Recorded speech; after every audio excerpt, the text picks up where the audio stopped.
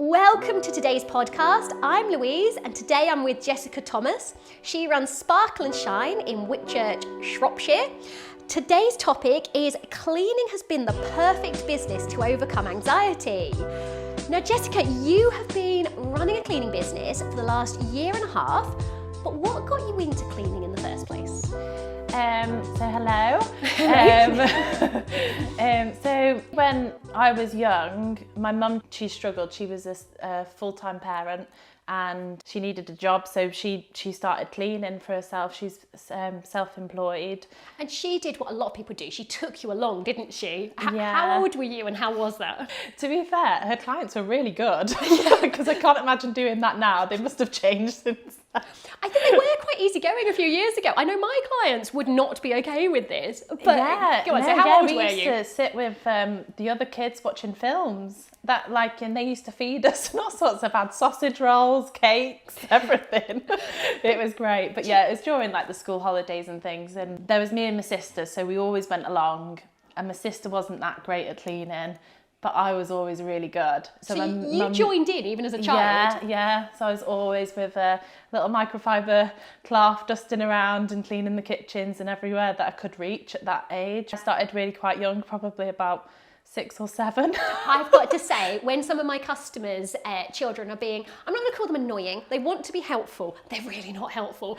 I'm like, you can do the skirting boards, please take a duster and just do them. And their parents come in and go, what's going on? Are they being a pain? I'm like, no, keep them going, they can do my skirting boards. So, but how did that affect you? Was it an inspiration? What did you think? Yeah, I think it was a massive inspiration and I think the way that my mum carried herself, she's very professional and she's always outspoken with her clients and things, and they always knew that we were coming, so we were sort of part of the package. When we were cleaning, I knew it was her job and her pride, so that's why I was like, oh no, I need to get every crumb. And that's probably so much embedded into me now. I'm like, no hairs left, no crumbs, no dust. But she was self-employed, and a lot of people see a big difference between being self-employed and a business owner. And I think we can safely say you are a business owner, aren't you? Yes. What's the difference? There's quite a big money difference because, I mean, my mum started, I think, like this would be years ago, she probably started on about £8 an hour. And we never really saw my mum unless she was cleaning.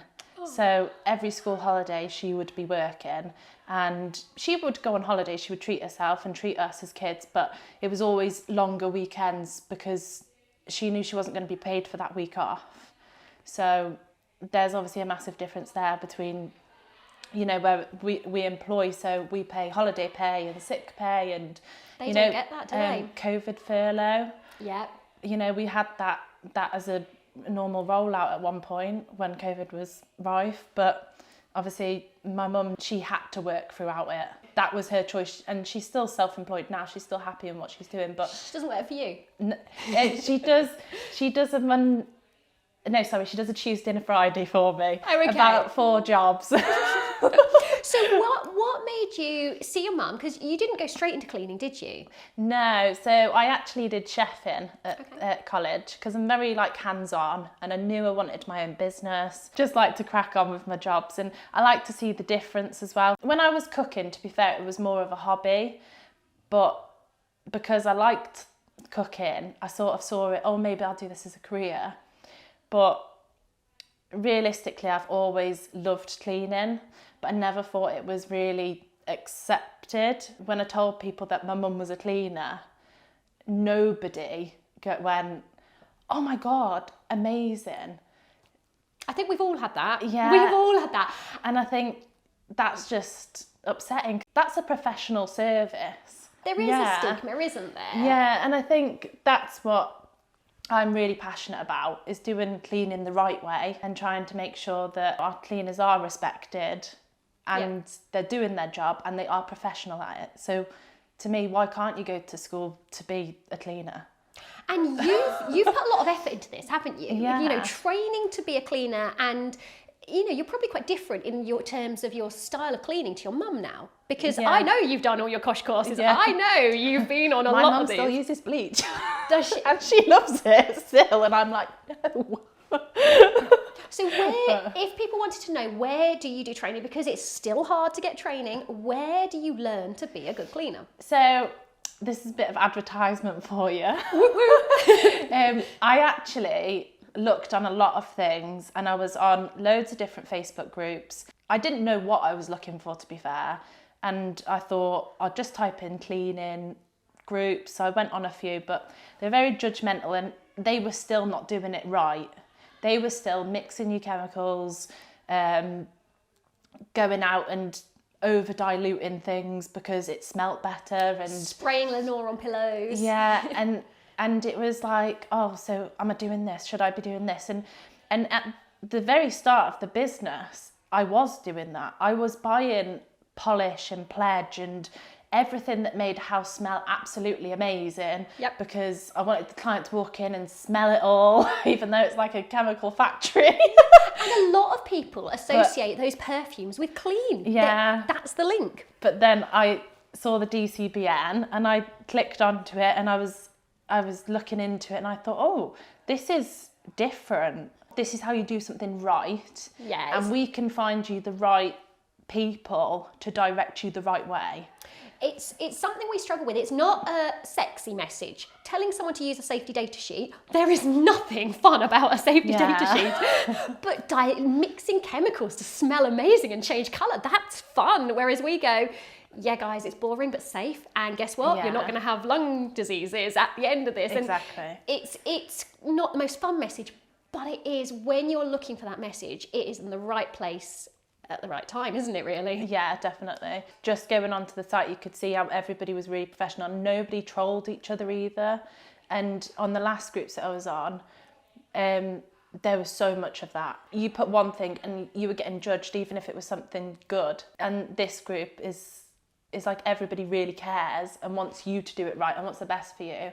And I've met loads of people. I've met just a cleaner down the road. She's probably about half an hour from me. I called her today. We had an hour's conversation on the phone, and she's supporting me. We're literally door to door near enough. So, and that's great. You don't need to be in a horrible competition with each other. You just need to be in you can still have a competition, but like a healthy. There's a style to prompt people to say, no, that is really good, but what about doing this? Because I think you'd get more things doing that. Just collaborate. We can all rise together, can't we? And I found that in my area, some of them don't want to know me, and I'm going, why? Like, yes, we're competition. And they're like, no, I don't work with other cleaning companies. And others, we'll all meet up, and actually it's lovely, and we're all doing better off the back of it. But this podcast was about anxiety because you suffered badly as a teenager. Yeah, so I've actually suffered probably since I was 13 with anxiety. I didn't know it was anxiety. It was just, I was always very nervous about going to school. I didn't like school. And I did try to fit in, but the anxiety got the better of me, and I put that sort of, oh, nobody likes me sort of thing. And I think that's where it started. It wasn't till I was actually doing my chefing, I got this really great job offer, and I'd gone from doing care home, cookery style, big meals, and I'm a very homely person, so it was great for me, to be a sous chef in a really busy pub. I didn't have training, and I'd gone from college, but college is nothing. College is 9 till 5. Being a chef is like split hours, late nights, early mornings, having your break in the middle, having food cooked on time. It was very, very sharp. Yeah. And it was hard, and I just felt like I'm not doing this right, and I lost that job. I was fired from that job. Why? Because of my anxiety. My anxiety got so bad in the end, I would rather anything than go to work. I still went, I definitely attended, and I did tell the head chef at the time that I was suffering from anxiety because, obviously doctor's appointments and things. They just weren't very understanding, but then I sort of do see it from a business perspective. I don't think I was trained properly to deal with the amount that was coming through, considering I'd come from a care home, which is very much cooking in bulk, shepherd's pie. Now I'm cooking a la carte in this really fancy restaurant, and there was this big jump, and it just shocked me, and I just felt like that was when I just thought, I can't do this anymore. Like, there is a place for me and I don't love this. This affects your whole life, your personal life as well. What did this job that really wasn't right for you do to you personally? It's hard to say. I mean, I was pretty much in a bit of a meltdown for a good month. But I'm one of them people that I have to work for my own mind, I think. Yeah. I have to get out and just do something. I didn't care if it was volunteering at that stage, like I had to. I mean, I was lucky to be at home, so I didn't have to pay a lot of bills. I was just paying a phone bill and I had savings, so I wasn't left on my bum. I just really wanted a real easy job. So I started actually working at Tesco, and it was then I started really organising things. I was on this bread aisle and this cake aisle, and I was cleaning these shelves, and they had cleaners, you know, and people were noticing, like my managers and that were noticing and going, fair play, Jess, like I've not seen that before. And I felt proud about myself, and it was from then I thought, I've always been in envy of my mum's job. She could go to work and she could come home when she wanted, and she could have weekends off. That was like Christmas. To have a job like that is the best job ever. Can I confess something? When I worked in recruitment, so I was working long hours, I had a very good job in recruitment, and I'd often be there till 7 o'clock, and the cleaner would come in 7 till 9, and I'd be there 7 till 9. And I remember being really jealous of the cleaner because they were walking around. They didn't have the stress of being on the phone, and people thought I was insane when I'd sit there on my very well paid job going, I am jealous of that cleaner. Yeah. And they don't get it, do they? The freedom we get, and even now in domestic houses, we are spending more time in their £1 million houses than these people are. They ever are, yeah. And as a job, the freedom, the mental freedom is amazing. So you were in this job doing an amazing clean in Tesco's. What happened next? Yeah, so I left there. To be fair, I needed a mortgage, so I did go into care. But then that spurred on more of cleaning. So that was brilliant for my role now, because I was cleaning there probably more than I was caring in a way. And that is caring, because you're caring for that person's house and taking pride in that work. I bet more people wish the carers would do more cleaning. It's a balance, isn't it? And yeah, it was funny just going around spraying certain things and saying, oh, you know, I've dressed your room up today. And it was nice, you know, you got to see your clients, and it is the similar role. Yeah, you're caring for someone's house, you're caring for someone's personal needs, and you know they do gel. I needed the hours on a contract to get a mortgage, so I got my mortgage. I was going 1 day a week to college again, but that's a different story. Okay. And I said to my boss at the time, I said, oh, you know what, I'm going 2 days at college now. And I wasn't. I'd finished college. Now I need to just, you know, put it in on a Facebook page that I'm a cleaner. And, you know, I rang up my mum and I was like, what do I need? And there's so many things that you don't know, even though I've sort of done it on and off for so long. What do you do with their keys and stuff like that? And it is crazy because you get yourself into some situations and you think, oh my God, like what? And then strange. It's a mum call and she's like, oh yeah, all you need to do is this. And I'm like, right, okay. So now I'm like an electrician. You just sort of get on with it. You're like, oh, that light bulb just needs, you know, and you do sort of become a bit of a handy person, but yeah, that's where the cleaning came in. And what happened to the anxiety once you started cleaning? It's near enough gone. It creeps back, but I think everybody gets anxiety. I mean, I had it a lot worse. Like I really didn't want to leave the house. But I did force myself. I'm one of them people that just has to get out to make myself feel better. So I think finding this career for me helped me so much on my path that, you know, if something threatens me, if, you know, you get a complaint, I do get that sicky feeling, but so does a lot of people. You're working with your sister, aren't you? Yeah, so Jade helps me out quite a lot. She's in control of Facebook and all of that. So. But how awesome is that you can start a business and start then employing and giving the same benefits that you've had to family, friends? Yeah, massively. She helps me out with a lot. It's really good to have somebody just to lean on and just to ring up and be like, right, I'm stuck, I need your help, and she will come. So you've got your mum working for you, your sister working for you. How big's this affair. company now? I know, yeah. There is 6 of us. Okay.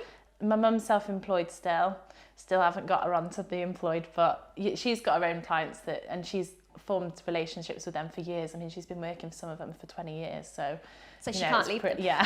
So you've been doing it a year and a half, and you were proud to say you wanted a big thing in here. You've just hit the VAT threshold, haven't you? So just go registered. But tell us about that journey. So we've talked about getting to the startup point. It's pretty scary when you then start up, isn't it? How was the first few months for you? When I first started, it got busy quick. Yep. And I had full-time work within a month, I'd say. It was pretty fast. And my mum said to me, oh, it took me like a year to get full-time work. That's why I was cancelling some jobs, you know, with my care job.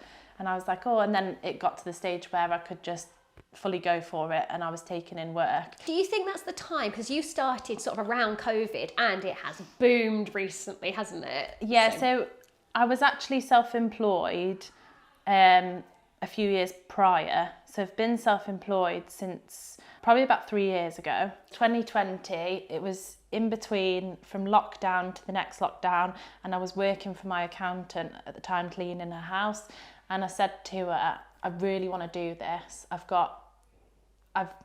just really want to do it, but I'm really worried about COVID and what that impact is going to have on me, because I was prepared to do it, and now COVID's come. And she just said, how do you know unless you try? And also, what have you got to lose? Because you could be still self-employed in the next year with the same work you've got. You're not going to lose out on them jobs. Now, I remember talking about your accountant. You and I were talking, and I gave you a little bit of a nudge to put your prices up, and your accountant went, you can't charge that. I know. And I was like, yeah, you can. Yeah, you can. How did that go, that chat with the accountant? Because I bet you felt pretty awkward. I think going through it all, it was sensible to do, especially with the VAT now. It just had to happen. It is awkward when anybody talks about money, I think. And what were you charging? It was about 13, wasn't it? I started, so this is funny as well, very not great with maths. I started when I was self-employed at £11 an hour. Okay. And then I thought, well, now I'm a business, I'll charge £12. Okay. Because where that was going, I do not know. Okay. I think I was paying for the cleaning. Were you employing at that? That is when I just started employing. So you were making a loss on every single hour that someone cleaned. Okay, awesome. So it was great. Great first start, but you know, during a pandemic, I think I've done well to get here, and I'm still standing. So and do you know what? You only make that mistake for a few weeks, and then you go, hang on, my bank account's going down, not up. Yeah. So your accountant, you're charging £11, 12 when you're a business. What are you on now? So now we're on £15 plus VAT. Okay, so 18. Yeah, so it's £18 an hour. It's funny because you go from that client where £12 was a bit like a £10 an hour client, and now we've jumped to near enough a £20 an hour client. So I think it was difficult, and I wish if I had started out then I would have just started on this, because I would have probably started with the right client. And do you think they're different sets of clients? Yeah, your £10, £12 is very different to your £18, £20 clients. Yes, definitely. Well, describe it more, because a lot of people don't understand this, and they go, well, I'm going to put my prices up, and they lose customers. Talk me through what your actual journey was. With the clients, you obviously form a great relationship with them, but you have to remember it is business and it's not personal, and that's the biggest thing I think I've ever learned. I bet this hit your anxiety. Yes. Tell me what happened to you there. To be fair, I don't think I slept for a week. My jaw got really tight. I didn't sleep. And this is because of a price rise? Yeah. It sounds really ridiculous, but... No, this is really, really common. When you've got staff as well, you don't want them to lose out, and you worry that what's the worst thing that can happen? And you always think that worst thing is going to happen. So you think, oh, well, what happens if so-and-so loses all of their clients?